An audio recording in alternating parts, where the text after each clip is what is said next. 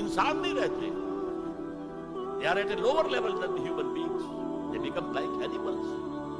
और हदीस नबवी है कि कादल फक्र व यकून कुफ्रा, फक्र जो है वो तो करीब हो ले आता इंसान को कुफ्र के। दुनिया ने तेरी याद से बेगाना कर दिया, तुझसे भी दिल फरेब है गम रोजगार के। ये रोजी का जो गम है, कहाँ तुझे पूजे, कहाँ तेरी इबादत करे, कहाँ तुझसे लौ लगाए। हमें 2 वक्त की रोटी के लिए, और वो भी सूखी सी कुछ मिलती है, और दिन कितनी पूरे दिन भर की कमर तोड़ देने वाली मुशक्कत हम करते हैं। तो इस्लाम की दावत जो है, नंबर 1 ये कौमियत से बाला कर होनी चाहिए, गड़बड़ न करें, एक ही जमात ये दोनों काम न करें, वरना समझा जाएगा कि ये भी असल में अपनी कौमी बालातरी और बालादस्ती के लिए काम कर रहे हैं। अपनी प्रायोरिटीज फिक्स कर ले, अगर इस्लाम के लिए काम करना है तो कौमी सतह से बालातर हो जाए, और उसूली सतह पर इस्लाम की दावत दें और इस्लाम के system of political justice, social justice, economic justice को नुमाया करें। इन तमाम चीजों के पेश नजर में एक बात, बहुत बड़ी बात कह रहा हूं। हुजूर की एक हदीस है, मुझे मशरिक की तरफ से ठंडी हवा आ रही है।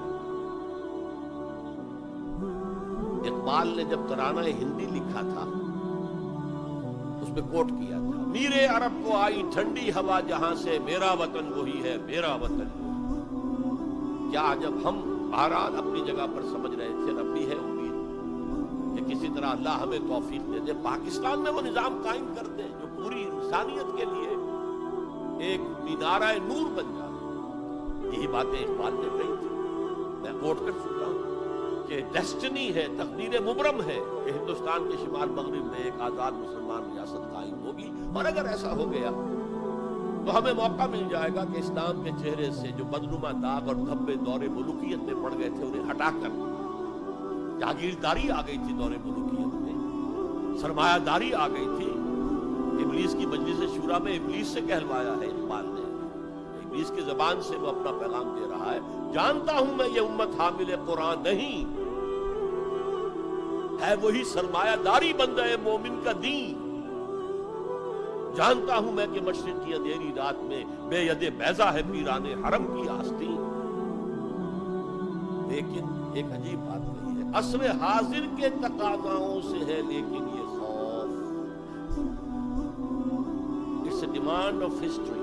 असर हाजिर के तकाज़ाओं से है लेकिन ये खौफ, हो न जाए आशकारा शर पैगंबर कहीं। असर हाजिर के तकाज़े समझ लीजिए, कैपिटलिज्म के रद्दे अमल में कम्युनिज्म पैदा हुआ था, अब कम्युनिज्म मर गया है, अब कैपिटलिज्म बगले बजा रहा है। साबित हो गया कि हमारा निजाम liberal secular democracy and capitalism based on free market and interest and everything, ये बेहतरीन निजाम है, इससे बेहतर कोई निजाम नहीं है। देख लो वो मरा पड़ा हुआ कम्युनिज्म, उसकी कब्र बन गई जिस पर कि फिर हंटिंगटन ने कहा नहीं मेरा भाई, उसे गलती लग रही है फुकुयामा को, अभी क्लैश ऑफ सिविलाइजेशंस होना है, होगा। बहरहाल ये जो नवीद थी कि आएगी ठंडी हवा, एक ख्याल ये है, अब भी है, शायद हालात जिस नहज पर जा रहे हैं, शायद पाकिस्तान और अफगानिस्तान मिलकर वो जगह बन जाए कि जहां पर इस्लाम का निजाम पूरा का पूरा the political socio economic system नाफिज कर दिया। फैक्ट्स ऑन द ग्राउंड्स के एतबार से कोई आसार नहीं है, लेकिन there can be some divine, ऐसा शक्ल पैदा हो जाए अल्लाह की तरफ से। मैं उससे मायूस नहीं हूं, अभी बिल्कुल मायूस नहीं हूं, अगर जितना हाल हम फेल हो गए उसमें, हम तो वही निजाम जो देश छोड़कर गया था जो का तू लेकर जा रहे हैं। आप बहुत बेहतर उससे रहे इस एतबार से कि आपने जागीरदारी को तो खत्म कर दिया। हमारे यहां तो जागीरदार मुसल्लत है, जहां जागीरदार मुसल्लत होगा और 70% आबादी जो है वो देही है, गांव की है, जागीरदारों के अंगूठे तले है, वहां सियासत क्या होगी?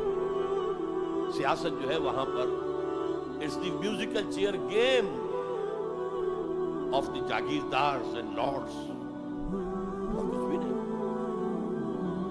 بہرحال اللہ کرے کہ یہ اس بر عظیم سے، پاکستان بھی آخر اسی بر عظیم کا ایک حصہ تھا، بھارت اسی بر عظیم کا حصہ ہے، بنگلہ دیش اسی بر عظیم کا حصہ ہے۔ میں وہاں بھی گیا تھا تو میں نے کہا تھا کہ آپ یہاں نظام خلافت قائم کریں۔ وہاں خلافت آندولن ایک بڑی تحریک بھی اٹھی تھی۔ حافظ جی حضور کا نام آپ نے سنا ہوگا، بہت بڑے پیر تھے وہاں کے، جنہوں نے ایک موومنٹ شروع کی تھی کہ خلافت کا نظام قائم کیا تھا۔ لیکن یہ ہے کہ کیا عجب کہ ہندوستان کی قسمت میں ہوئی۔ شمس نوید عثمانی صاحب نے جو بات کہی ہے وہ قابل غور یقیناً ہے۔ اگرچہ مجھے پڑھے ہوئے اس کتاب کو بہت دن ہو گئے ہیں، لیکن مجھے امید ہے کہ جو بات میں کہنے چلا ہوں وہ ان کی طرف غلط منسوب نہیں ہوتی، لفظی طور پر کوئی غلطی ہو سکتی ہے۔ انہوں نے یہ لکھا تھا کہ امت مسلمہ کی قیادت پہلے ملی ہے سامی النسل لوگوں کو۔ یہ میں آپ کو بتا چکا ہوں۔ فرسٹ رائز آف دی مسلم امہ، then the first fall of the Muslim Ummah, then the second rise of Muslim Ummah, then the second fall of Muslim Ummah, just as the first rise of Bani Israel, and then the first fall, and then the second rise, and then the second fall.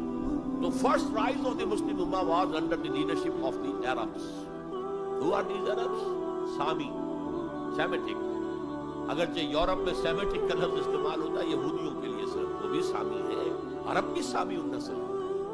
جب صلح کرائی تھی اور بغل گیر کروایا تھا Clinton نے شاہ حسین کو، اور اس وقت شامیر تھا یا کون تھا جو بھی وزیر تھا اسرائیل کا، بغل گیر ہو گئے، تو اس نے کہا تھا یو آر کزنس، بھائی تم ایک ہی باپ کے بیٹے ہو نا، یہ عرب اسماعیل کے بیٹے ہیں، ان کی اولاد ہے، اور جو جیوز ہیں وہ حضرت اسحاق کی اولاد ہے۔ حضرت اسحاق کے بیٹے حضرت یعقوب، ان کے 12 بیٹے، ان سے 12 نسلیں، 12 قبیلے جو ہیں بنی اسرائیل کے، تو یو آر کزنس۔ تو سامی النسل، پہلی قیادت سامی، حضرت سام کے بیٹے تھے حضرت نوح کے۔ Second rise of the Muslim Ummah was under the leadership of the Turks. They are the progeny of Yafis علیہ السلام۔ انہی کے